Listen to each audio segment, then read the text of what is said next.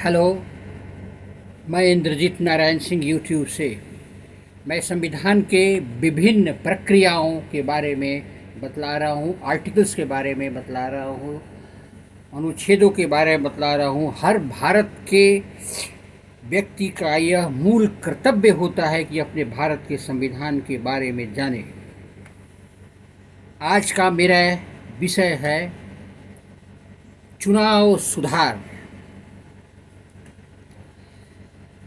चुनाव की कोई प्रक्रिया कभी आदर्श नहीं हो सकती। उसमें अनेक कमियां और सीमाएं होती है। लोकतांत्रिक समाज को अपने चुनाव को और अधिक स्वतंत्र और निष्पक्ष बनाने के तरीके को बराबर खोजते रहना पड़ता है। वयस्क मताधिकार, चुनाव लड़ने की स्वतंत्रता और एक स्वतंत्र निर्वाचन आयोग की स्थापना को स्वीकार कर भारत में चुनाव को स्वतंत्र और निष्पक्ष बनाने की कोशिश की गई है। पिछले 70 सालों के अनुभव के बाद हमारी चुनाव प्रक्रिया में सुधार के लिए अनेक सुझाव दिए गए हैं। चुनाव सुधारों के सुझाव निर्वाचन आयोग, विभिन्न राजनीतिक दलों, स्वतंत्र समूहों, अनेक विद्वानों द्वारा दिए गए हैं। सुझाव आप सुने, निम्न सुझाव हैं।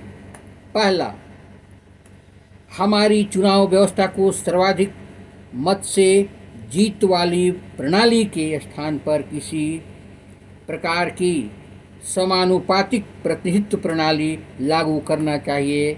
इससे राजनीतिक दलों को उसी अनुपात में सीटें मिलेगी जिस अनुपात में उन्हें वोट मिलेंगे। दूसरा, संसद और विधानसभाओं में 1/3 सीटों पर महिलाओं को चुनाव के लिए विशेष प्रावधान बनाए जाएं।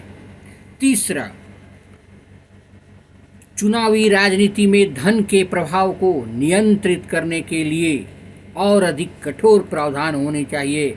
सरकार को एक विशेष निधि से चुनावी खर्चों का भुगतान करना चाहिए। चौथा,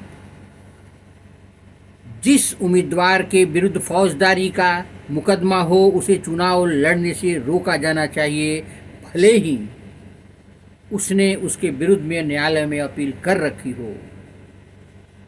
पांचवा, चुनाव प्रक्रिया में जाति, धर्म के आधार पर की जाने वाली किसी भी अपील की पूरी तरह से प्रतिबंध होनी चाहिए।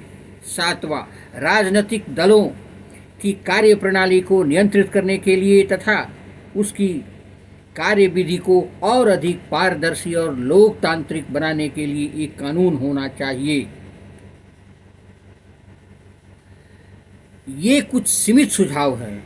इन सुझावों पर कोई आम राय नहीं है, लेकिन यदि उन पर आम राय बन भी जाए तो भी कानून और औपचारिक प्रावधान एक सीमा तक ही बरकरार हो सकते हैं। वास्तव में स्वतंत्र और निष्पक्ष चुनाव तभी हो सकते हैं जब सभी उम्मीदवार, राजनीतिक दल और सभी लोग जो चुनाव प्रक्रिया में भाग लेते हैं लोकतांत्रिक प्रतिस्पर्धा की भावना का सम्मान करें।